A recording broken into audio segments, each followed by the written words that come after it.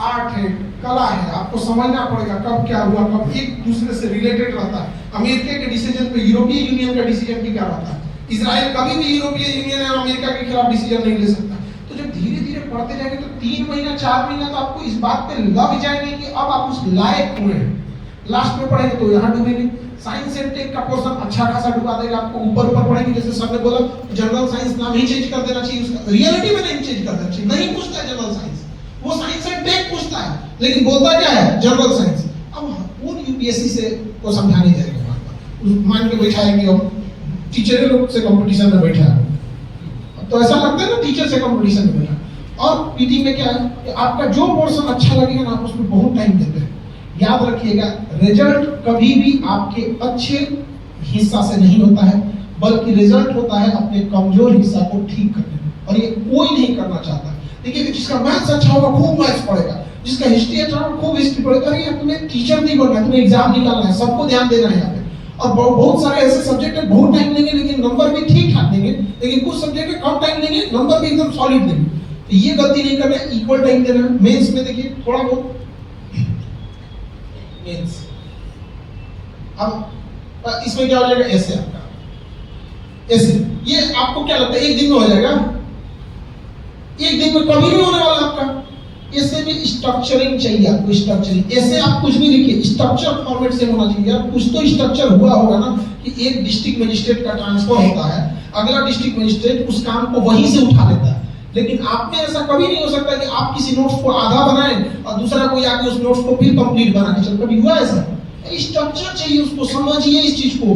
एक कोई कोर्ट में मुकदमा चलता है तो उस एक मुकदमे को जब शुरू से लेके फाइनल डिसीजन आता है, इस दौरान 100 जज देख के जा चुके होते हैं। कभी इस जज का ट्रांसफर हुआ, अगला है, उसके बाद अगला हुआ, डिस्ट्रिक्ट कोर्ट में कोई और सुना, हाई कोर्ट में कोई और सुना, सुप्रीम कोर्ट में कोई और सुना।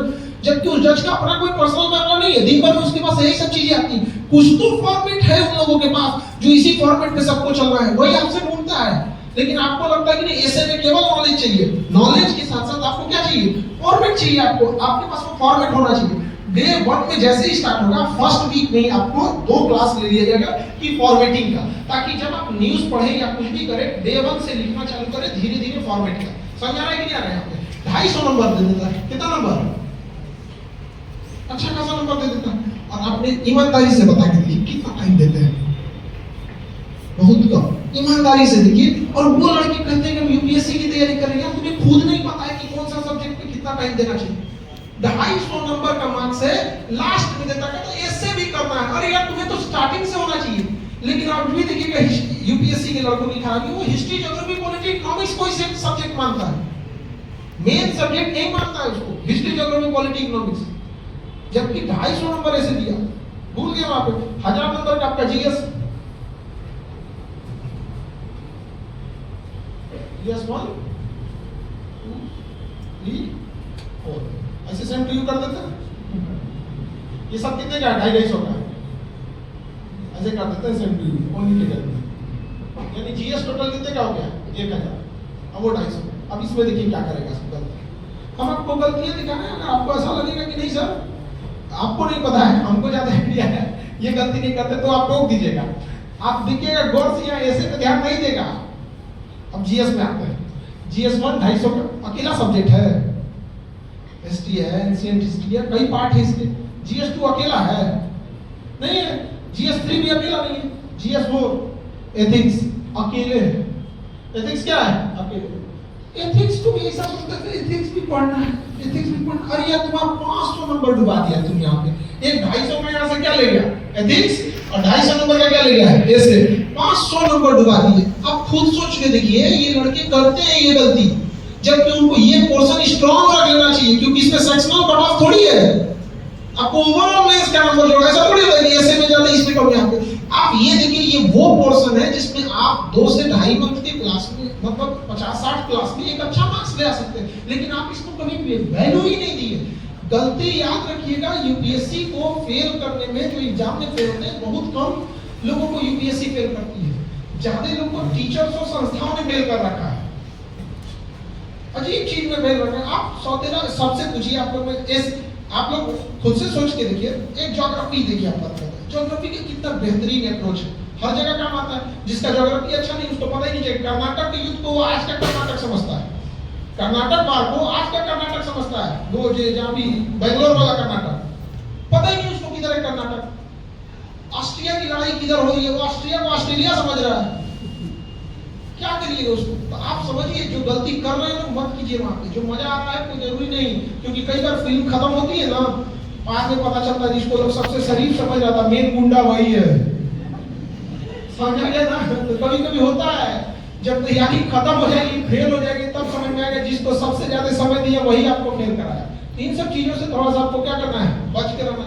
क्वालिफाइंग पेपर आपका एक लैंग्वेज का होता है, एक इंग्लिश का होता है। हमें नहीं लगता है कोई इंग्लिश में क्वालिफाइंग को लेके कोई कंसर्निंग इशू है, वो सब पास हो जाते हैं, नॉर्मल सा चीज होता है। मुश्किल से मान के चलिए इंग्लिश क्वालिफाइंग के लिए आप 3 क्लास 1 हफ्ता ले लीजिए, उसके लिए भी आपको बहुत ज्यादा का टेंशन नहीं है। यानी आपको पीटी के लिए किस पे ध्यान देना है, सीसा है, समझ आगे कि नहीं, एकदम क्लियर। पीटी के लिए जीएस में वो गलती नहीं करना है कि एक पर्सन को ज्यादा समय देते दूसरे को कम समय दे, गलती नहीं कीजिएगा। पूरे पीटी को फेल हो जाएगा किसकी वजह से, सीसेट की वजह से। कट ऑफ के पीछे रह जाएंगे, कौन सी गलती करेंगे कि इनबैलेंस तैयारी, हिस्ट्री खूब ज्यादा पढ़ दिए तो पता, पॉलिटिक्स खूब ज्यादा पढ़ दिए तो करंट छोड़ दिए, लास्ट में नहीं, इनबैलेंस होंगे तो कट ऑफ से फेल हो जाएंगे। और अगर सीसेट छोड़े तो इसमें क्या, ये आपका क्या चीज, मेंस आंसर राइटिंग एक स्किल है, और स्किल कभी एक दिन में नहीं बिल्ड होता है, समझा के लिए। हमें नॉलेज एक दिन में, मतलब नॉलेज जल्दी आ सकता है। जैसे हमें कोई बता देगा कि रोटी कैसे बनाया जाता है, एक नॉलेज की चीज की, देखो सब आटा ही है उसमें 30% पानी मिला, 20 से 30% पानी मिला, नॉलेज हो गया, बना लेंगे हम रोटी, नहीं बेल पाएंगे हम तो और नहीं मिलेंगे, चाप देंगे उसी में उसको, लोगों को लगेगा फेंक दो, इससे अच्छा भूलने से अच्छा इसको पता नहीं किसने दबा के रख दिया, तो बढ़िया से यार वो क्या है, स्किल। आप देखिए नॉलेज तो फटाक से फिल कर दिए, स्किल फिल हो जाएगा। आपको सब्जी बनाने के लिए, हमें नहीं आती है सब्जी बनाने, आप हमको कोई नॉलेज दीजिए, सर ये नमक इतना, मसाला इतना, तेल, ये तो नॉलेज हो गया, बन जाएगा सब्जी। क्या है, स्किल। तो स्किल एक ऐसा चीज है जिसको समय देना पड़ता है, कुछ चीजें आपको समय से ही सीखें। तो डे 1 से मेंस में जिस लड़के ने कॉपी लिखना नहीं चालू किया, कॉपी भरना नहीं चालू किया, अभी से लिख के देते हैं फेल होगा, अभी से लिख के देते हैं, कोई मतलब अभी आपको युवा अवस्था में आपका कॉन्फिडेंस आपको बर्बाद कर देता है। ये बहुत खराब है, आपका कॉन्फिडेंस आपको बर्बाद कर देता है। अरे हम तो है ही है, कौन देखता है, हम अभी लिख देंगे, हाथ चढ़ जाएगा आपका पेज भरते भरते। हम 20 क्वेश्चन लिखना इतना इजी नहीं होता है, और यकीन मानिए अगर आपने पूरे क्वेश्चन लिख दिए हैं ना, तो पास होने की संभावना आपकी 20% ऐसी बढ़ जाती है। क्योंकि खाली छूट जाने का मतलब वो ऐसा लगता है कि ये इंसान को अगर ऑफिसर बना दिया तो ऐसा इसके अंदर टेंडेंसी है, 20 लोगों को मीटिंग के लिए बुलाया है तो 15 को मीटिंग अटेंड करके 5 को खाली आप लौट आएंगे, इसको जिला देने लायक ठीक नहीं है। अरे आप बुलाए 20 आदमी को मीटिंग के लिए, 15 को ठीक से दिए, 5 को कुछ तो हाय हेलो कर दो, सर मंत्री जी ऐसा है कि हम आपका देख लेंगे काम, मैं संभाल दूंगी, कोई मतलब नहीं। लेकिन अरे आप अटेम्प्ट तो करो, खुला खाली छोड़ दिए, अगर ना जान ले लेगा यूपीएससी, आपको देखना नहीं चाहता है ऐसे। यूपीएससी ये खराबी है, दुश्मनी भी करता है, बताता भी नहीं है, कहता भी नहीं है कि खाली छोड़ना हमको पसंद नहीं। अब बताओ कैसे लिखोगे, 20 क्वेश्चन लिख देना खेलवाड़ा है नहीं ना। तो स्किल है, क्या है स्किल। आपका मेंस एग्जाम आने से पहले आपकी राइटिंग स्किल अगर क्लियर हो गई तो मेन प्रीटी और मेंस के बीच में इतना टाइम देता है कि आप नॉलेज भर सकते हैं। समझ आ गया कि नहीं आ गया, नॉलेज भर सकते हैं कि नहीं भर सकते। खाना बनाने वाले को नया कोई डिश बनाने को दीजिए ना, 2 दिन में बना देगा, हम लोग 2 दिन में तो आटे सानना सीख जाएंगे। खैर सानना तो इजी चीज होता है, बनाना थोड़ा टफ होता है। समझ में आ रहा है कि नहीं, सिंपल गलती, कौन लड़का ये गलती नहीं करता है, कोई ज्यादा रॉकेट साइंस नहीं है इसमें। समझिए कट ऑफ प्रीलिम्स की बात करें तो कट ऑफ छूटेंगे आप, जीएस खराब होगा, इसी वजह से इनबैलेंस फोकस किए हैं, किसी पे ज्यादा किसी पे कम, पूरी तरह से फेंका के जाएंगे, फेल होंगे क्योंकि सीसेट पे ध्यान नहीं दिए हैं। मेंस पे आ जाते हैं, डे 1 से राइटिंग स्किल नहीं है, खत्म हो जाएंगे, डूब जाएंगे। एसे के साथ सौतेला व्यवहार किए हैं, इसको तो बाद में पढ़ेंगे। निबंध के साथ सौतेला व्यवहार किए, इसको एथिक्स के साथ इसको तो बाद में पढ़ेंगे। गया आपका काम से खत्म। अब आप तैयारी कीजिए अपने घर वालों को ये बताने के लिए कि मैं इसमें ठीक गया था, तब ये ठीक नहीं थी, 4-5 नंबर से पीछे रह गए हैं। यहाँ पे वही बात इंटरव्यू की, तो उसके लिए टेंशन नहीं लीजिए, वो एक आर्ट है, किस तरह से आप आते हैं। जैसे हम अभी हम किसी लड़के को यहाँ बुला दे मंच पे तो उसको थोड़ा हेजिटेशन हो जाने लगेगा, तो बस एक यही चीजों को क्या करना है, दूर करना है। बहुत सारे लड़कों को दूर करना है। जैसे अब पटना में देते बीपीएससी की कोई लड़की थी, वो मतलब पढ़ने में ठीक ठाक थी, 1 साल की तैयारी करी होगी, पटना तो एक तो दिल्ली तो है नहीं यहाँ पे। अब उसको ना बड़ा रिजल्ट देने में दिक्कत, इंटरव्यू में उसको हेजिटेशन खत्म ही नहीं है, उसके पास हेजिटेशन है, अजीब टाइप का एकदम हिचकिचाने लगी थी, दरवाजा खोलने टाइम पे अजीब टाइप का। तो क्या पास होगी, फाइनली वो पास हो गई। रीजन क्या, उसको कई बार आदमी प्रैक्टिस किया, बिना मतलब कभी बैंक के पास भेज दिया कि ले जाओ ये लोन अर्जी लगा के जा रहा हूँ बैंक मैनेजर के पास, बिना मतलब का, उसको ना लोन मिलने वाला ही नहीं था, लेकिन एक हेजिटेशन तो दूर हो, हमें पता था कि लोन नहीं मिलने वाला उसको, बिना मतलब का किसी कंपनी में भेज दिए, कोई में मतलब कोई बड़े प्राइवेट कंपनी में कि हमें जॉब ऑफर चाहिए। अरे हमें नहीं मतलब है तुमको वहां ना एलआईसी, ना तुम्हें लोन लेना है, ना तुम्हें वहां कंपनी में जॉब करना है, बट एटलीस्ट एक इंटरेक्शन का जो तरीका होगा, 8 बार 10 बार ऐसे ही बोला गया वहां पे, उसके बाद उसको थोड़ा सा इंप्रूवमेंट हुआ, बाकी जाके सही, क्योंकि सामने वाला को भी समझ में आता है कि इसको केवल यहाँ से नहीं, इसके बाद इसकी ट्रेनिंग होगी, प्रोबेशन होगा, फिर इसको फाइनल सिलेक्शन मिलेगा। इंटरव्यू बहुत बड़ी बाधा नहीं बनती है। डे 1 से लिखना है या नहीं लिखना है, समझा गया कि नहीं आ गया?